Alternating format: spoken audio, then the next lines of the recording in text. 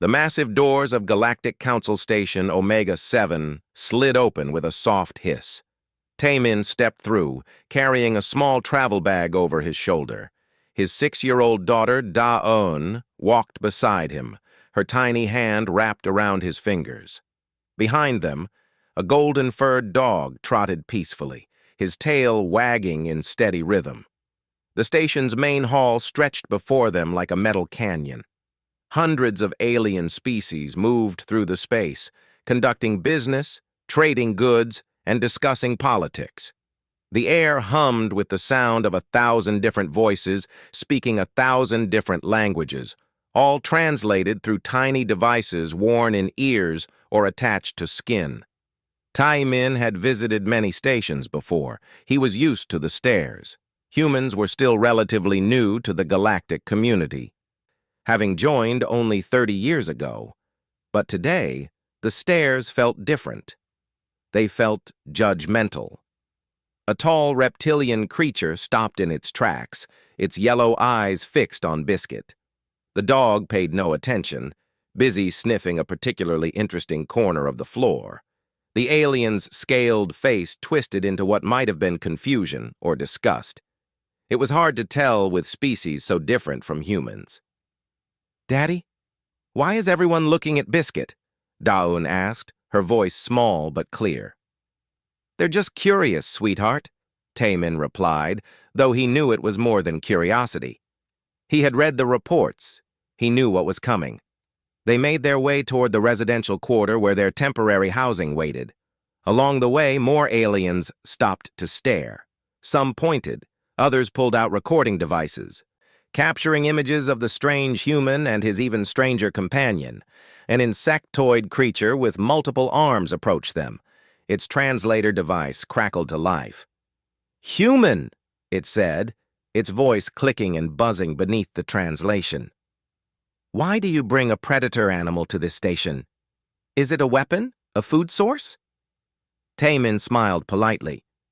"This is Biscuit. He's our family pet, a companion animal." The insectoid tilted its head, antennae twitching rapidly. "Pet? What is pet?" "He lives with us. We take care of him and he keeps us company. He's part of our family." Several nearby aliens had stopped to listen. The insectoid's mandibles clicked rapidly, a sound its translator didn't bother to convert. "You enslaved a predator? Removed its will? Modified its brain?" "No, nothing like that," Taemin explained patiently. "Dogs chose to live with humans thousands of years ago. We've been partners ever since. Friends." The insectoid made a sound that the translator rendered as laughter. "You claim friendship with a creature that cannot speak your language? That follows your commands? This is slavery with pleasant words wrapped around it." Other aliens murmured agreement. Taemin felt Owne press closer to his leg. Biscuit, sensing the tension, stopped sniffing and sat down, looking up at Taemin with warm brown eyes. "I assure you it's not like that," Taemin said, keeping his voice calm. "But I understand it's difficult to explain. Perhaps during the council meeting—" "The council meeting!" The insectoid's laugh grew louder. "Yes, we have all heard.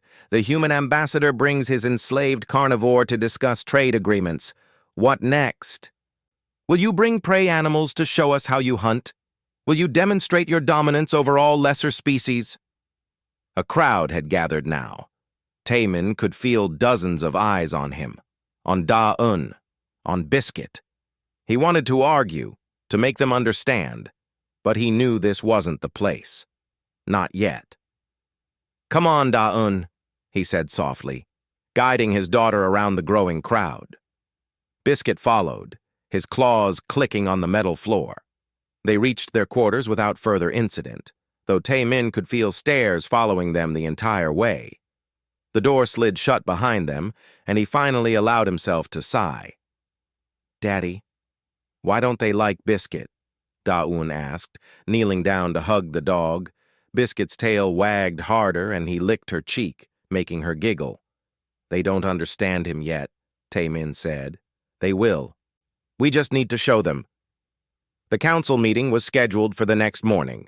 Taemin spent the evening reviewing his notes, preparing his arguments. He had been chosen for this assignment specifically because of his patience and diplomatic skills. The trade agreement he was negotiating could open up new resources for Earth, new opportunities for humanity. But it all depended on whether he could get the Galactic Council to take humans seriously. The next morning, Taemin left Dayun with a human colleague in the residential quarter. Biscuit stayed with her, of course. The dog refused to leave Dayun's side for long, a fact that Taemin found comforting given the hostility they had encountered. The council chamber was enormous, a circular room with seats arranged in rising tiers. Representatives from hundreds of species sat in their designated spots, each with their own translation devices and recording equipment. As Taemin entered, he felt the weight of their attention settle on him like a physical thing. He took his place at the central podium and began his presentation. He spoke about Earth's resources, about humanity's technological capabilities, about the benefits of trade partnership. The council listened, but he could see the skepticism in their eyes, in their body language, in the way they shifted and whispered to one another. Then Velcris stood. The reptilian council member was old and powerful, his voice carrying easily through the chamber. "Before we discuss trade," he said, his words dripping with disdain, "perhaps the human can explain why his species enslaves other creatures for emotional comfort. Perhaps he can tell us why we should trust beings who dominate and control other forms of life so completely that those creatures forget their own nature." The chamber erupted in murmurs of agreement. Taemin felt his jaw tighten, but he kept his expression neutral. This was exactly what he had been warned about. "Respected council members," he began, "I understand that the concept of pet companionship is foreign to many of you, but I assure you it is not slavery, it is not dominance, it is partnership, it is family." "Family?" Velcris's laugh was cold. "You reduce a predator to performing tricks and call it family? You control when it eats, where it sleeps, whether it can reproduce. And you call this partnership?" More voices joined in agreement. Some aliens were openly laughing now. Taemin stood at the podium, alone, and realized that this was going to be much harder than he had thought. Ji-won adjusted her glasses and looked out at the council chamber. As a xenobiologist, she had spent years studying how different species interacted with their environments. Now she stood before the Galactic Council, trying to explain something that seemed so natural to humans but was completely alien to everyone else. "If I may," she began, her voice steady despite the hundreds of eyes watching her. "Let me explain the history of human and canine partnership." A holographic display flickered to life behind her, showing images of ancient Earth. Wolves moved through snowy forests, their eyes gleaming in the darkness. Humans huddled around fires, their faces illuminated by orange flames. 30,000 years ago, two species met, humans and wolves. Both were predators. Both were intelligent. Both lived in family groups and hunted together. Ji-won moved her hand, and the hologram shifted. But something unusual happened. Instead of competing, they found a way to cooperate. The hologram showed wolves approaching human camps, drawn by the smell of food. It showed humans tossing meat to the animals, watching them carefully. Slowly, over generations, the wolves changed. They became smaller, friendlier, more attuned to human emotions and expressions. This process took thousands of years, Ji-won continued. No genetic engineering, no force, no slavery, just mutual benefit. Wolves who were comfortable around humans got more food. Humans with wolves got better warning of danger and help with hunting. Both species survived better together than apart. An alien with 6 legs and crystal-like skin raised one appendage. But you control them now. You command them. They obey without question. Do they? Ji-won smiled. Have you ever met a dog who didn't want to do something? They have personalities, preferences, moods. Yes, we train them, but we also train our children. Teaching is not slavery." Velcris's voice cut through the chamber. "You manipulated their evolution. You bred them to be dependent on you. This is domination disguised as cooperation." Jiwan took a breath. "With respect, Council Member, you're interpreting this through your own cultural lens. Yes, humans influenced dog evolution, but dogs also influenced human evolution. Studies show that humans who lived with dogs developed better social skills, better communication abilities. We changed each other. That's not domination, that's symbiosis." The chamber erupted in debate. Some aliens seemed intrigued by this explanation. Others remained skeptical. Velcris proposed a formal restriction on human pet ownership aboard all galactic stations, citing ethical concerns. The vote was scheduled for 1 week later. Meanwhile, in the residential quarter, Owne sat on the floor of the community park, Biscuit's head resting in her lap. The park was a large open space with artificial grass and trees designed to give station residents a taste of nature. Several alien children played nearby, watched carefully by their parents. One child, a small creature with purple fur and large eyes, approached slowly. It watched Biscuit with obvious curiosity. "He's friendly," Owne said, smiling. "You can pet him if you want." The alien child looked back at its parent, who nodded cautiously. Slowly, the child reached out and touched Biscuit's head. The dog's tail wagged, and he licked the child's hand. The alien child squeaked in surprise, then laughed. "He likes you," Owne said. More children approached, forming a circle around the dog. Biscuit soaked up the attention, his tail wagging so hard his whole body wiggled. Owne laughed, explaining how to pet him gently, where he liked to be scratched, what made his leg kick when you rubbed just the right spot. An adult alien watched from nearby, its face unreadable. It spoke to another adult, who pulled out a recording device. Within hours, the footage of children from multiple species playing with Biscuit spread through the station's network. Some aliens commented that the children were in danger. Others argued that the dog seemed peaceful. The debate grew heated. Hyarin, a human security officer, noticed the increasing tension. She had lived on the station for 5 years and had never seen aliens so divided over an issue. Small protests appeared outside the human residential quarter. Some aliens carried signs with messages translated into Earth languages. "Free the animals and end human dominance." One night, an alien managed to access the area where humans kept their companion animals during work hours. It believed it was performing a rescue operation. It opened kennel doors, expecting the animals to run to freedom.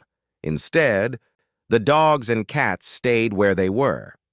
Some looked confused. One dog barked, alerting human staff to the intrusion. When the humans arrived and opened the doors properly, the animals walked calmly to their owners, tails wagging or purring contentedly. The alien was arrested but insisted it had been trying to help. The incident was reviewed by station security, and the footage clearly showed the animals' behavior. They weren't trapped. They weren't trying to escape. They were simply waiting for their families. Hyarin filed a report recommending increased education about human-animal relationships. She noted that many aliens genuinely believed they were helping, that their actions came from compassion rather than malice. But she also warned that misunderstanding could lead to dangerous situations. Taemin's trade negotiations began to suffer. Council members who might have been interested in Earth's proposals were now distracted by the pet controversy. Some refused to meet with him at all, claiming they couldn't negotiate with someone who represented a species that enslaved other creatures. One evening, Taemin sat in his quarters with Owne and Biscuit, feeling defeated. Owne was drawing pictures with crayons, Biscuit sleeping at her feet. The scene was so peaceful, so normal, that Taemin couldn't understand how anyone could see it as wrong. "Daddy," Owne said, looking up from her drawing, Can I show my pictures to the council? Maybe they'd understand better if they saw how much I love Biscuit. Taemin smiled sadly. I don't think they'd let you into the council chamber, sweetheart. Why not? I'm not scary. No, you're not. But sometimes people are afraid of things they don't understand. Da-Eun thought about this, then went back to her drawing. She was making a picture of her and Biscuit playing in the park, surrounded by alien children. The formal hearing was scheduled. The Galactic Council would vote on whether to restrict human companion animals from all stations and potentially impose sanctions on Earth until the practice was ended. Ji-won would present more evidence. Other human experts would testify. But Taemin knew that facts and data might not be enough. How could he make them understand something that was felt rather than thought? How could he explain a bond that existed beyond words, beyond logic, in the deep places where love and loyalty lived? He looked at Da-Eun, safe and happy with her best friend sleeping beside her.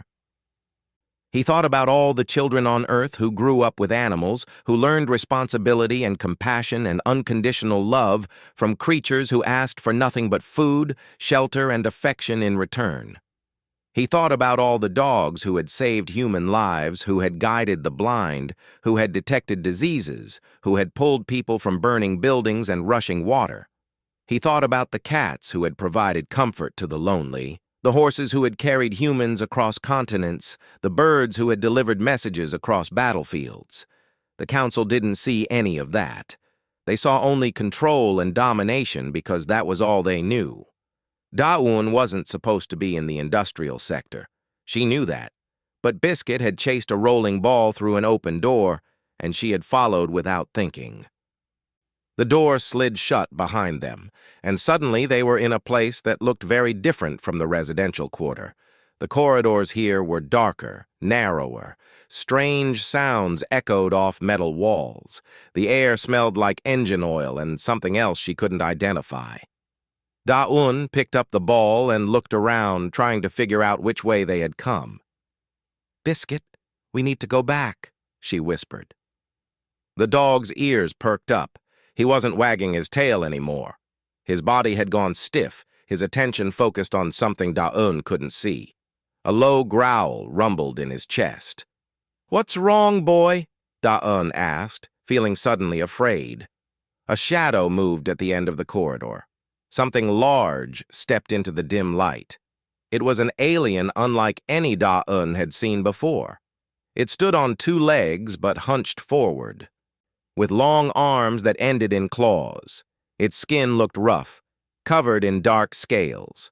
Red eyes fixed on her with an intelligence that made her stomach turn cold. Kralvex had been hiding on the station for 3 days, waiting for a smuggler ship to take him off-world. He was wanted for crimes on 4 different planets. He was dangerous, ruthless, and desperate. When he saw the human child, he saw an opportunity. "Small human," he said, his translator rendering his words in a voice like grinding rocks. "You will come with me. Quiet, no sound." Da-Eun took a step backward. "No, I need to go home. My daddy is waiting." "Your daddy is human ambassador, yes?" Kralvex moved closer. "Good.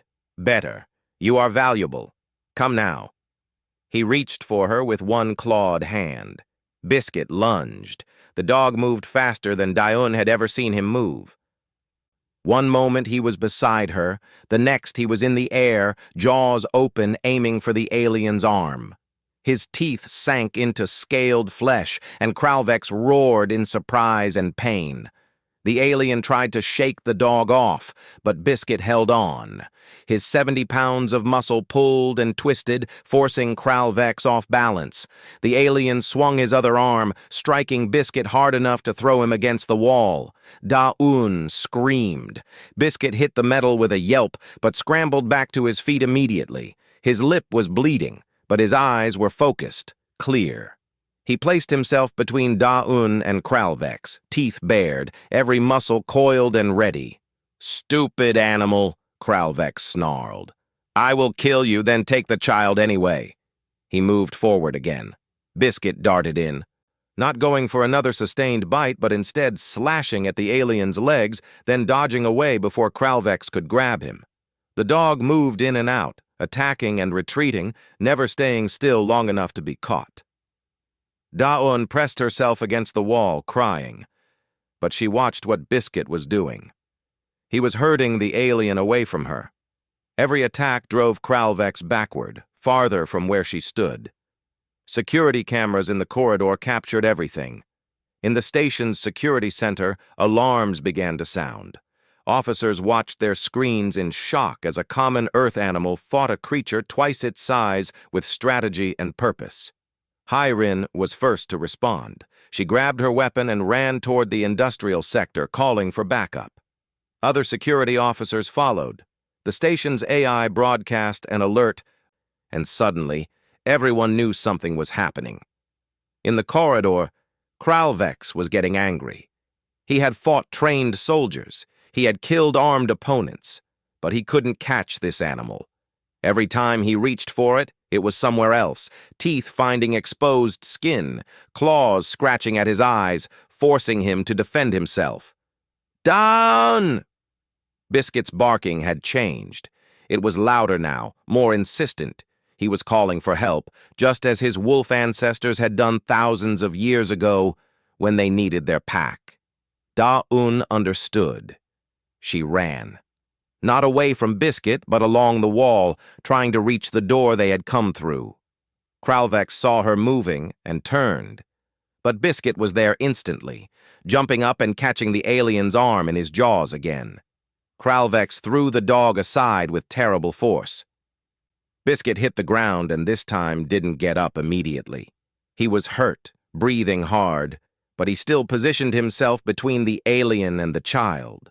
The door opened. Taemin burst through, his face white with fear. Behind him came Hyrin and 4 other security officers with weapons drawn.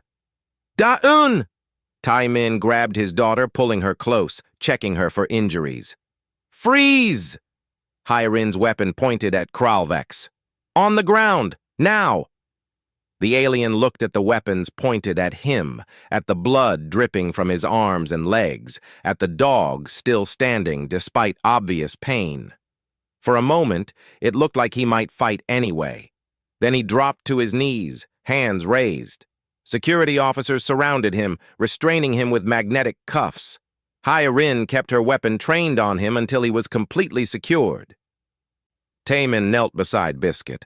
The dog's tail wagged weakly when he saw them safe. Blood matted his golden fur, and he was limping, but his eyes were bright and alert. "Good boy," Taemin said, his voice breaking. "Such a good boy." Owne wrapped her arms around the dog's neck, crying into his fur. "He saved me, Daddy. He saved me." Donghyun, the station's medical officer, arrived with equipment for both human and animal treatment. He checked Owne first. She was unharmed except for being frightened. Then he carefully examined Biscuit. "Bruised ribs, some lacerations, possible concussion," Donghyun reported. "But he'll be fine. Tough animal." As he worked, other aliens began to arrive, drawn by the commotion. They watched as the human doctor treated the dog with the same care he would give a human patient. They watched as Owne refused to leave Biscuit's side, holding his paw while Donghyun bandaged his wounds. Someone had uploaded the security footage to the station's network. Within minutes, it was spreading across the galactic community. Aliens watched in stunned silence as the enslaved pet fought with courage and intelligence to protect its small human companion. They saw Biscuit's strategic movements, the way he had herded the attacker away from Owne, the way he had called for help, the way he had refused to stop even when injured. They saw something that contradicted everything they had believed about human pets. They saw love in action. Velkris arrived at the scene, drawn by reports of the incident. He looked at Kralvex being taken away by security, then at the injured dog lying peacefully in the child's arms, then at Taemin's tear-stained face. "Ambassador," he said quietly, "I need to review this footage more carefully." Taemin looked up at him. He's not enslaved, council member. He's family. And family protects each other. Velcris said nothing, but his expression had changed. For the first time since humans had arrived at the station, he looked uncertain. The video continued to spread. By the end of the day, billions of beings across hundreds of worlds had watched it. The debate about human pets had taken on a completely different tone. Maybe, some aliens began to think, they had misunderstood something fundamental about humans and their companions. The Galactic Council chamber had never been so full. Every seat was occupied, and dozens more aliens stood along the walls, unable to find places to sit. They had all come to witness the emergency session called to discuss the incident in the industrial sector. Taimin sat in the gallery with Owne on his lap. Biscuit lay at their feet, wearing bandages but looking proud of himself. The dog had become something of a celebrity overnight. Everywhere they went, aliens stopped to stare, no longer with mockery, but with something that looked like respect, or at least curiosity. Velcris stood at the central podium. His scaled face showed emotions that were hard for humans to read, but his voice carried a weight it hadn't before. "We have all seen the footage," he began. "We have all witnessed what occurred. I called this session because I believe we need to reconsider our understanding of human companion animals." Murmurs spread through the chamber. Many aliens nodded in agreement. Others still looked skeptical. "However," Velcris continued, "I am not qualified to explain what we saw. For that, we need experts. I call Sunwoo to testify." Sunwoo was a human-animal behaviorist who had spent 20 years studying the relationship between humans and dogs. He walked to the podium calmly, though Tae-min could see the tension in his shoulders. This testimony could change everything. "Thank you, council member," Sunwoo said. "I'll try to help you understand what you witnessed. But first I need to explain a concept that is central to understanding humans and dogs. We call it pack bonding." The holographic display activated, showing images of wolves in the wild. Wolves live in families. Parents, children, siblings. They hunt together, raise young together, defend territory together. Each wolf has a role.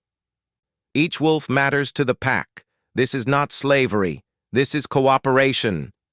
The image shifted to show ancient humans.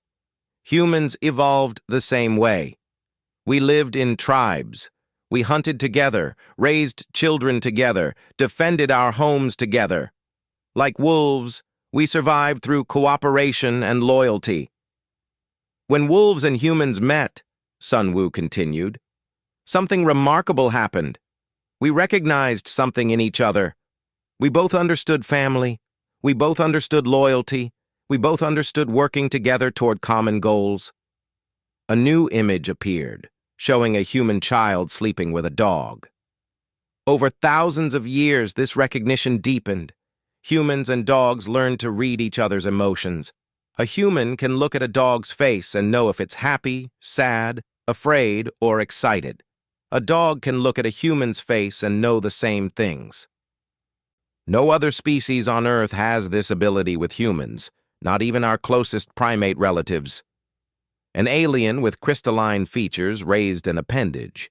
But humans command dogs. Dogs obey. This is hierarchy, not partnership. Is it? Sunwoo smiled. Let me ask you something. In your family, do younger members listen to older members? Do children follow parental guidance? Is that slavery or is that family structure? The crystalline alien tilted its head, considering. Dogs see humans as pack members, Sunwoo explained. Some humans are leaders, some are equals, some are youngsters to be protected. Owne is young, so Biscuit protects her. He would protect Taemin too if needed. This is instinct. This is family. Another alien stood. This one was Quinnell, a member of a peaceful herbivore species known for their wisdom. I think I am beginning to understand, Quinnell said softly. Humans do not own their animal companions. They form families with them. Exactly, Sunwoo said, relief clear in his voice. When Biscuit protected Da-Yun, he wasn't following orders. No one commanded him to fight. He fought because she is his pack. She is his family. He loves her, and in his mind, family protects family. The chamber fell silent. On the holographic display, footage of the incident played again. But this time, aliens watched it with different eyes. They saw the moment Biscuit placed himself between Da-Un and Kralvex. They saw the intelligence in his movements, the strategy, the communication through barking. They saw him continue fighting even when injured because the alternative was letting his family member get hurt. Ji-Won stood to add her testimony. "This kind of bonding isn't unique to dogs," she said. "Humans have done this with cats, horses, birds, rabbits, even reptiles and fish. We form emotional connections with other species. It's perhaps the most distinctive trait of humanity." She pulled up more data, showing brain scans. When a human looks at their pet, their brain releases oxytocin. That's the same chemical released when a mother looks at her baby. When a dog looks at its human, the same thing happens in the dog's brain. This is mutual love, recorded in neural chemistry. "We have nothing like this in our culture," an alien said, its voice filled with wonder. "We have domesticated animals for food, for labor, but we do not love them. We do not consider them family." "Many humans keep animals for those purposes too," Ji-Won admitted. "Farm animals, working animals. But companion animals are different. They live in our homes. They sleep in our beds. They play with our children. They are not just animals to us. They are individuals with names and personalities and places in our hearts." Velcris spoke again, and this time his voice was different, softer. "I must make a confession. My species evolved without this capacity. We do not form bonds outside our own kind. When I saw humans with their animals, I interpreted it through my own experience. I saw hierarchy because that is what I know. But I was wrong." A shocked murmur ran through the chamber. Council members rarely admitted error, especially publicly. "The footage of the incident has been analyzed by experts from 17 different species," Velcris continued. "They all agree. The dog's behavior shows complex emotional bonding, problem-solving ability, and what some call love. It was not trained to do what it did. It chose to do it." An alien who had been vocal in criticizing humans stood. "I too must apologize. I called human pets enslaved. I called their relationship domination. I was speaking from ignorance." More voices joined in. One by one, aliens who had mocked or criticized humans stood to speak. Some apologized. Others asked questions, genuinely wanting to understand. Then Quinnell said something that changed everything. "If humans can form such bonds with other species, what does this mean for our relationships with them? If they see family everywhere they look, if they protect those they love regardless of species, then perhaps they would be valuable allies. Perhaps they could teach us to see the universe differently." The chamber erupted in discussion. Some aliens seemed excited by this idea. Others were still processing. But the tone had shifted completely from where it had been a week ago. Finally, they called Da-Yun to speak. Tae-min tried to object. She was just a child, but Da-Yun tugged on his sleeve. "I want to talk to them, Daddy," she said. They helped her up to a platform so she could be seen. Biscuit limped up beside her, refusing to be separated. Da-Un looked out at hundreds of alien faces and didn't seem afraid at all. "Biscuit is my best friend," she said simply. "He plays with me when I'm lonely. He cuddles with me when I'm sad. He makes me laugh, and when I was scared, he protected me. That's what families do." She paused, then added, "I'd protect him too. If something tried to hurt Biscuit, I'd fight it, even if I was scared, because he's not my pet, he's my brother." The chamber was completely silent. Then Quinnell began to make a sound that the translator rendered as applause. Other aliens joined in. each making their species-specific expression of approval. Owne smiled and hugged Biscuit, who wagged his tail proudly. 3 months had passed since the incident. Station Omega-7 looked different now. In the community park, alien children played alongside human children and their companion animals. Parents watched with interest rather than fear.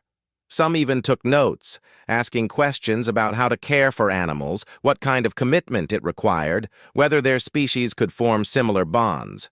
The Galactic Council had passed new regulations. Companion animals were no longer classified as property or pets. They were recognized as family members with their own rights and protections. Stations were required to provide appropriate facilities for them. Anyone who harmed a companion animal faced the same penalties as harming a sentient being. But the real changes went deeper than regulations. Taemin stood in the council chamber once more, but this time he was there to sign the trade agreement he had been negotiating. Council members who had refused to meet with him before now lined up to congratulate him. The agreement was more generous than he had hoped, opening trade routes and sharing technology in both directions. Velcris approached as the ceremony concluded. The reptilian council member had changed in ways that went beyond politics. He carried a small cage, and inside was a creature from his homeworld. It looked like a cross between a bird and a lizard, with scales that shimmered in the light. "I took your advice," Velcris said quietly. "I researched which creatures from my planet might be capable of bonding. This one is young. My daughter is raising it. She calls it Shimmer." "That's wonderful," Taemin said, genuinely pleased. "It is strange," Velcris admitted. "I do not yet feel what you describe, but my daughter does. She cries when she must leave Shimmer for school. She talks to it as though it understands. Perhaps it does. I am learning to see the universe through her eyes." He paused, then added, "I was wrong about humans, about many things. Thank you for your patience with my ignorance." Similar stories were spreading across the galaxy. Species that had never considered forming bonds with other creatures were now experimenting carefully, guided by human advisors. Not every species could do it. Some lacked the neurological capacity for cross-species bonding.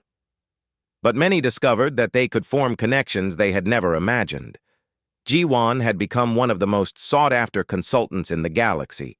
She traveled from world to world, helping aliens understand which of their native creatures might make good companions, how to approach them, how to build trust. She always emphasized that it had to be mutual, that forcing an animal into a relationship was exactly the kind of slavery they had accused humans of practicing. "The animal must choose you as much as you choose it," she told every client. "That's what makes it family." The Interspecies Bonding Institute was established on Station Omega-7, with Jiwon as its director. Scientists from hundreds of species came to study, to learn, to understand this aspect of humanity that had seemed so strange, but was now recognized as revolutionary. One day, news spread through the station about an incident on a colony world. A fire had broken out in a residential building. Among the survivors was a young alien child who had been visiting human neighbors. The child's family credited their survival to Bo-Ra, a 7-year-old human girl, and her cat. The cat had detected the fire before any alarms went off. It had woken Bo-Ra, who woke her parents, who then alerted the alien family in the next apartment. Everyone escaped safely. The alien family had initially been skeptical about humans and their animals, but they publicly thanked Bo-Ra and her cat, calling them heroes. The story was shared across the galactic network. It became one of many such stories. Dogs detecting diseases in alien patients, horses providing therapy to traumatized aliens, birds alerting stations to air quality problems. Over and over, companion animals proved their worth not through obedience, but through partnership. Taemin was offered a permanent position as Earth's ambassador to the Galactic Council. He accepted, with one condition: his family, including Biscuit, would be with him. The council agreed immediately.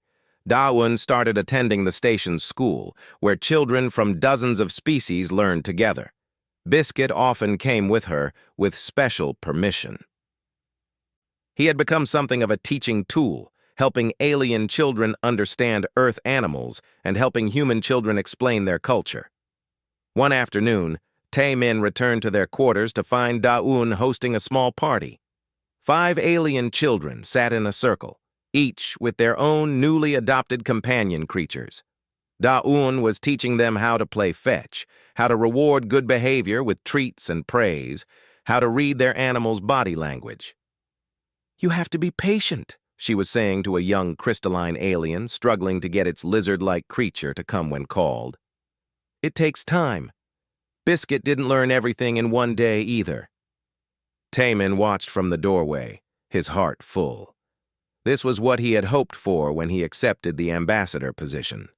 Not just trade agreements and political alliances, but real understanding between species. That evening, the council held a special ceremony. They unveiled a memorial in the station's central plaza. It was a statue showing a human child and a dog facing danger together. The plaque beneath it read, "In honor of all companions who protect their families, and all families who love their companions. May we learn from humanity that family knows no species boundaries." Biscuit sat next to the statue, his tail wagging as aliens took pictures. He didn't understand that he had become a symbol of something larger. He just knew he was with his family, and that made him happy. Velcris spoke at the ceremony.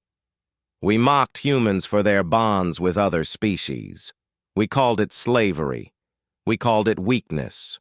We were blind to what it truly was, a form of love we had never imagined. Humans have taught us that intelligence and worth are not the same thing, that family is built through love rather than biology, and that the capacity to bond across species is not a weakness, but perhaps the greatest strength any species can have." The ceremony concluded with what had become a tradition on the station. Children from every species, human and alien alike, came forward with their companion animals. They stood together in a display of unity that would have been unthinkable just months ago. Sunwoo, watching from the crowd, turned to Ji-won. "Did you ever imagine it would turn out like this?" "No," Ji-won admitted. "I hoped we could make them understand. But I never dreamed they would embrace it so completely." "Humanity's gift to the galaxy," Sunwoo said. "Not our technology, not our weapons, but our ability to love." Later that night, Taemin tucked Owne into bed. Biscuit was already curled up at her feet, his usual spot. The dog's injuries had healed completely, though he walked with a slight limp on cold days. Owne said it made him look distinguished, like a war hero. "Daddy," Owne said sleepily, "do you think all the aliens will have animal friends someday?" "Maybe not all of them," Taemin said, "but many of them, I think. Thanks to you and Biscuit, they understand now." "We just showed them what we already knew," Owne said, reaching down to pet Biscuit's head. "That love is love, no matter what you look like." Taemin kissed her forehead and turned off the light. As he left the room, he paused in the doorway, looking back at his daughter sleeping peacefully with her protector at her side. The galaxy had changed. Not through war or conquest, not through superior technology or brilliant diplomacy, but through the simple demonstration of a bond that humans had taken for granted for 30,000 years. They had come to the stars carrying the descendants of wolves who had chosen to walk beside humanity in ancient times. Those wolves, now transformed into countless breeds of dogs, had become ambassadors for a way of living that most species had never conceived of. In homes across hundreds of worlds, aliens were now learning what humans had always known. That loneliness could be cured by a purring cat. That joy could be found in a wagging tail. That courage could live in the heart of a creature who would fight anything, no matter how big or dangerous, to protect someone they loved. The Galactic Council had voted to include companion animal welfare in their core ethical guidelines. Treaties were being rewritten to account for these new family members. Station designs were being modified to accommodate them.